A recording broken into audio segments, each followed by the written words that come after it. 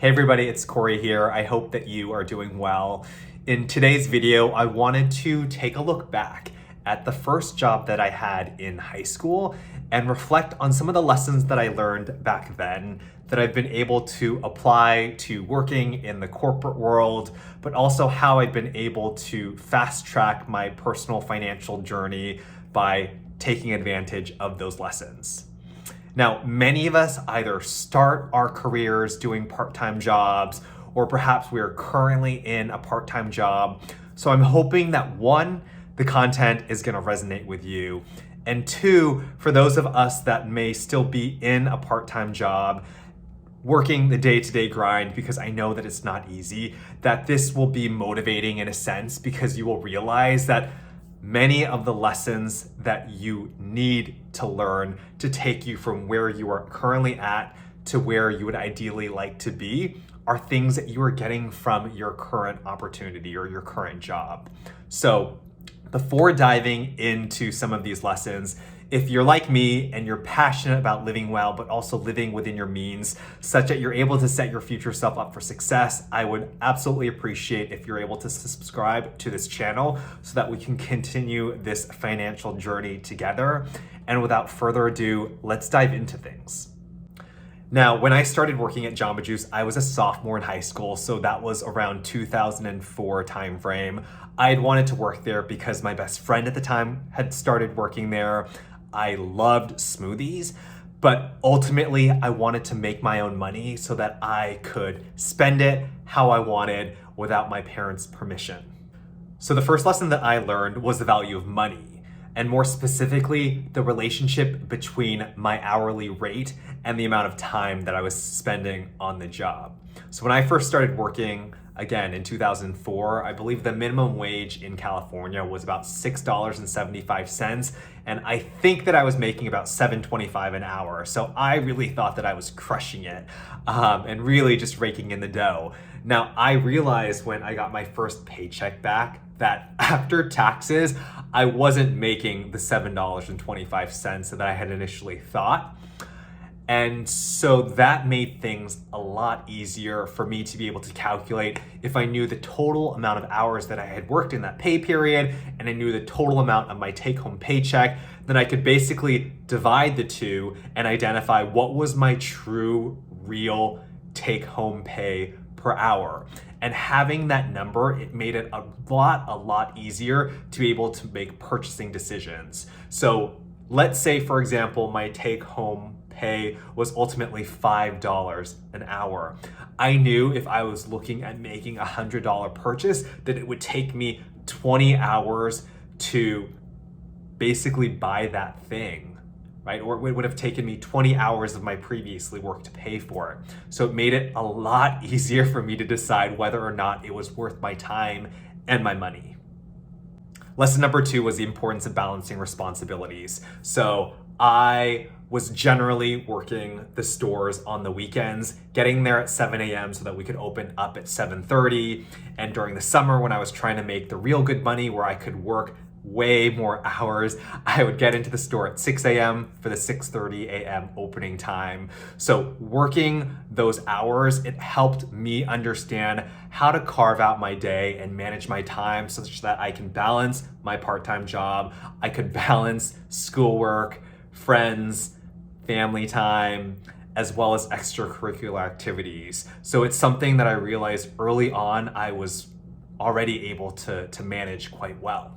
Lesson number three was not spending money on things that you can do on your own. So once I began to learn how to make smoothies and do it on my own, I never went to another Jamba Juice and I never spent money on getting a smoothie. To this day, I try to make as many of the smoothies as possible at home on my own blender.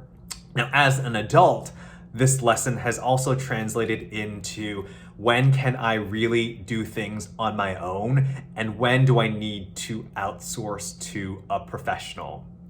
Now, I would say generally if it's more time intensive or if it costs you more to do it yourself, then it is a no-brainer to be able to outsource it to somebody else who can do the work either better, faster, or cheaper.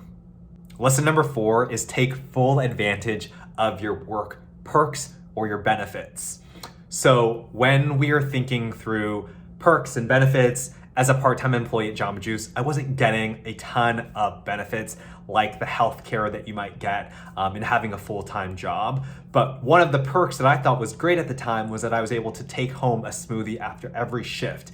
And I did that every single shift that I had. I can't tell you the amount of smoothies that I had stacked up in their freezer for times when it was hot and I was craving a smoothie at home. I would literally just pull it out of the freezer, pop it in the microwave, and nuke it for a few minutes, and I would have myself a smoothie that was good as new.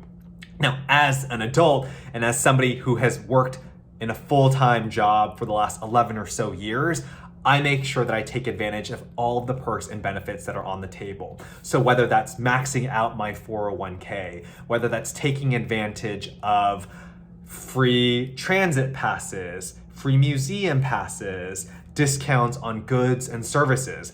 Understand what your employer may offer so that you can remember when the time comes to take advantage of that. It makes no sense to spend money on things that your employer is providing to you for free. Lesson number 5 was the importance of understanding how to work with different types of people from different backgrounds. So when I was working my first part-time job, I worked with people who looked different than me, who spoke different from me, who came from different socioeconomic backgrounds from me, who came from different educational backgrounds than me. And so it allowed for me to be able to understand better the diversity that exists within our community, and it also helped me understand how to navigate through workplace drama.